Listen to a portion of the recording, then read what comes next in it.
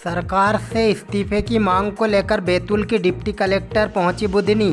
आमला से मुख्यमंत्री निवास तक निकाल रही है न्याय यात्रा। विधानसभा चुनाव से राजनीति में उतरने के लिए बैतूल की डिप्टी कलेक्टर निशा बांगरे ने अपने पद से इस्तीफा देने के लिए अब न्याय यात्रा शुरू की है, जो कि मुख्यमंत्री निवास भोपाल तक होगी। यात्रा के दौरान वो बुधनी पहुंची, जहां कांग्रेस के कार्यकर्ताओं ने उनका स्वागत किया। इस दौरान उन्होंने मीडिया से बात करते हुए बताया कि वह अपने पद से इस्तीफा देना चाह रही है, लेकिन मध्य प्रदेश की शिवराज सरकार उनका इस्तीफा मंजूर नहीं कर रही है।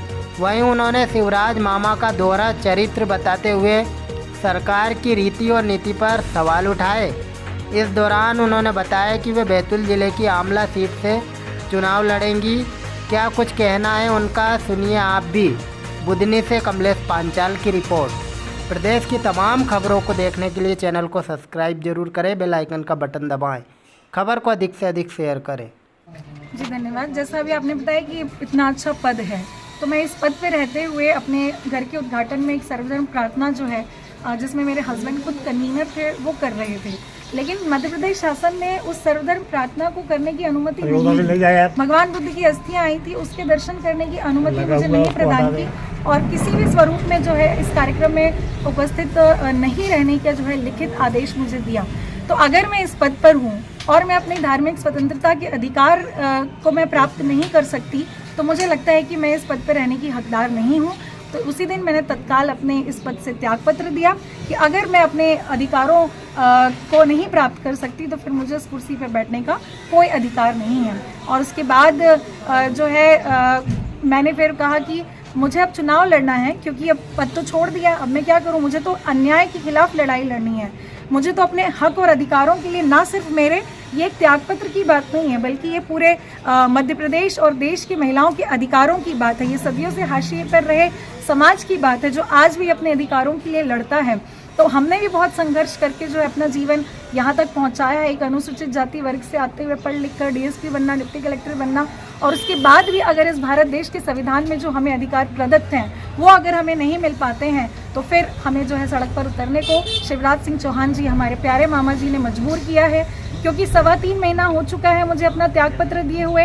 एक तरफ वो आरक्षण देने की बात कर रहे हैं महिलाओं को, और दूसरी तरफ अगर एक महिला खुद जो है राजनीति में आना चाहती है, तो उसको रोकने का काम हमारे प्यारे शिवराज सिंह चौहान जी मामा कर रहे हैं। तो मुझे मजबूरी में, क्योंकि 3.25 महीने से आप देख रहे हैं कि पूरे सोशल मीडिया में, हर जगह पर, पेपर में, सब जगह ये दे रहा है कि किस तरीके से मुझे जो है मानसिक और आर्थिक प्रताड़ना दी जा रही है। लेकिन उसके बाद भी जो शिवराज सिंह चौहान जी है, वो उन तक मेरी आवाज़ पहुंच नहीं पा रही है। तो उन तक आवाज़ पहुंचाने के लिए हम आमला से मुख्यमंत्री निवास भोपाल तक हमने ये यात्रा निकाली है। अभी हम सलकनपुर से यहाँ जो है बुधनी पहुँचे हैं। सलकनपुर से माता बिजासन जी से हमने प्रार्थना की है कि शिवराज सिंह चौहान जी को, जो हमें भांजी कहते हैं, उनको थोड़ी सी सद्बुद्धि दीजिए कि हमें अपने अधिकारों के लिए इस तरीके से सड़क पर ना उतरना पड़े। या तो वो नियम बना दे कि मध्य प्रदेश की महिलाओं को अपने अधिकार प्राप्त करने के लिए 100, 200, 300 किलोमीटर पैदल चल के जाना पड़ेगा, तभी उसे न्याय मिलेगा। तो ये जो दोहरा चरित्र मध्य प्रदेश शासन अपना रही है, उस अन्याय के खिलाफ ये लड़ाई हमारी है। ये प्रत्येक महिला की लड़ाई है, ये प्रत्येक अनुसूचित जाति वर्ग की लड़ाई है, अनुसूचित जनजाति पिछड़े वर्ग की लड़ाई है कि हमें अपने अधिकार के लिए इस तरीके से जो है आज सड़क पर उतरना पड़ रहा है, अपने बच्चे परिवार को छोड़ करके। तो ये समूचे मध्य प्रदेश के खिलाफ जो अन्याय अत्याचार हो रहा है, ये उसकी लड़ाई है, इसीलिए हमने उसको नाम न्याय यात्रा दिया है। आपके त्यागपत्र मंजूर हो गए हैं?